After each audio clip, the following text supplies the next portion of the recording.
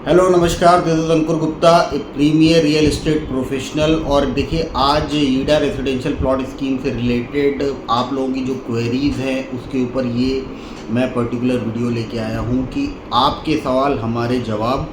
और ईडा residential plot scheme में बहुत सारे कमेंट सेक्शन में लोगों के कमेंट आए, क्वेरीज रहीं, बहुत सारे अभी लोगों के क्वेश्चंस होते हैं फ़ोन पे हमसे, तो मैंने कहा इस पे रिलेटेड एक वीडियो बना दूँ सो दैट कि जो बहुत सारी क्वेरीज़ हैं आपकी वो इस पर्टिकुलर वीडियो के थ्रू सॉर्ट आउट हो जाए regarding the YEIDA residential new plot scheme जो सेक्टर 24 में निकली है। आप सभी लोगों को मालूम होना चाहिए कि यमुना एक्सप्रेसवे ने दिवाली के दिन यानी कि 31 अक्टूबर को एक स्कीम लॉन्च की थी, YEIDA residential plot scheme RPS 088/2024, जिसमें कि 451 प्लॉट्स की ये स्कीम है, जिसमें कि आपका 120 मीटर के 100 प्लॉट हैं, 162 मीटर के 169 प्लॉट्स हैं, आपके 200 मीटर के 172 प्लॉट्स हैं, और आपके 250 मीटर के 6 प्लॉट हैं, और 260 मीटर के उसमें 4 प्लॉट्स हैं।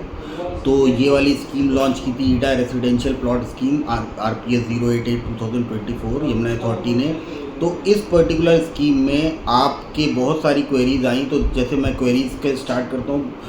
सबसे पहली क्वेरी जो लोगों की रही इस स्कीम के लिए वो ये रही कि सर अप्लाई करें या ना करें, अप्लाई करने का फ़ायदा है या नहीं है। तो देखिए, मेरी तरफ से मैं आपको बिल्कुल कह दूंगा कि यमुना में जो भी गवर्नमेंट की स्कीम आए उसमें बिना सोचे समझे अप्लाई करिए आप। उसमें बहुत ज़्यादा विचार विमर्श करने की ज़रूरत नहीं, क्योंकि 25,900 के रेट पे सरकारी चीज़, वो भी ज़मीन से जुड़ी हुई प्रॉपर्टी, फ्लैट के लिए मैंने बिल्कुल मना किया था यमुना की स्कीम के लिए। और अगर अभी भी आप सोच रहे हैं फ्लैट वाली स्कीम में डालने के लिए यमुना अथॉरिटी की, मत डालिएगा, बिल्कुल मत डालिएगा।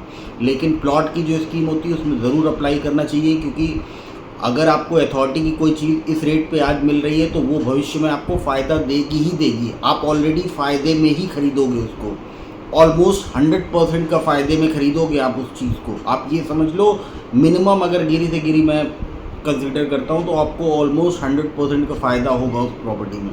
अचानक आपको फ़ायदा होगा, ये मतलब ये फ़ायदा आपको तुरंत मिल जाएगा, जैसे ही आपका लकी ड्रॉ में नाम आएगा आपका फ़ायदा हो जाएगा ये। तो ऐसी स्कीम्स को ज़रूर कंसीडर करिए आप।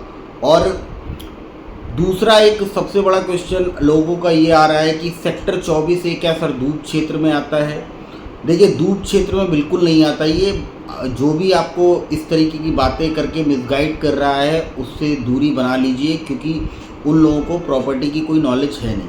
जो कहते हैं दूब क्षेत्र है, कभी भी गवर्नमेंट का कोई भी प्रोजेक्ट होता है, अथॉरिटी का कोई भी प्रोजेक्ट होता है, तो वो दूब क्षेत्र में कभी नहीं आता, वो बनता ही नहीं है, कंस्ट्रक्शन ही नहीं करती, क्योंकि गवर्नमेंट की गाइडलाइंस नहीं है कि आप ऐसे एरियाज़ पे कंस्ट्रक्शन करो।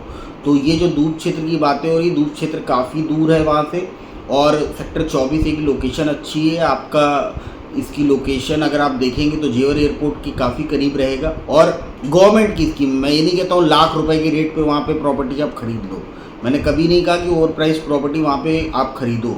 वहाँ पे 50,000 रुपये, 55,000 रुपये मैक्सिमम रेट होना चाहिए, जो गवर्नमेंट के जो मार्केट रेट होना चाहिए, और गवर्नमेंट आपको आधे रेट पे दे रही है चीज़ें।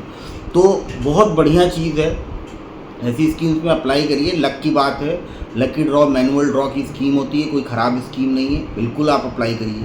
और तीसरा एक बहुत बड़ा इंपॉर्टेंट क्वेश्चन है, सर इसमें बैंक लोन हो रहा है या नहीं हो रहा?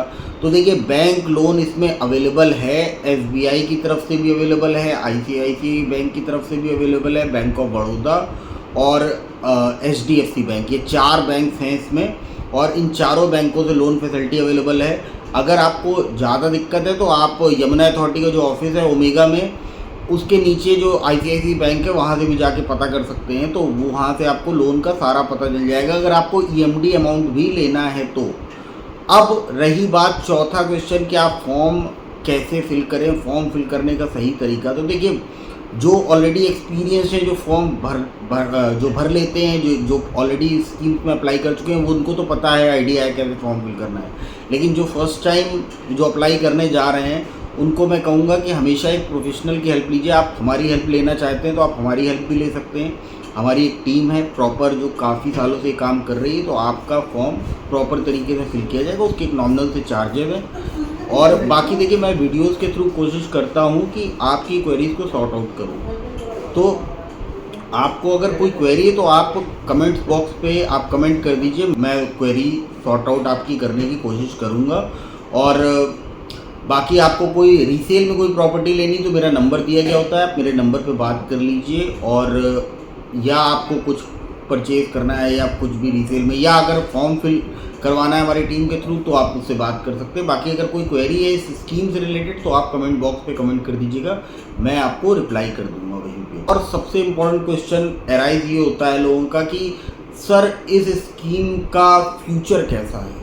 तो फ्यूचर भी बहुत ब्राइट है। देखिए अगर इस रेट पे अगर आप प्रॉपर्टी में इन्वेस्ट करते हो तो फ्यूचर बहुत ब्राइट है, इस पर कोई आप बिल्कुल शक मत करिए। क्योंकि आगे 10-15 साल बाद का इन्वेस्टमेंट मान के समझिए इसको, 10 से 15 साल मिनिमम टाइम पीरियड लेके चलिए और गवर्नमेंट रेट पे चीज़ मिलती है तो बिल्कुल आपको लेके डालनी चाहिए। अच्छा, इस स्कीम में एक क्वेश्चन और आया है लोगों का कि सर इसमें कैटेगरी या रिजर्वेशन कैसा क्या है। तो देखिए ऑफिशियली जो दिया है उन्होंने अथॉरिटी ने, उस पर 17.5 का रिजर्वेशन वहाँ के लोकल किसानों के लिए है।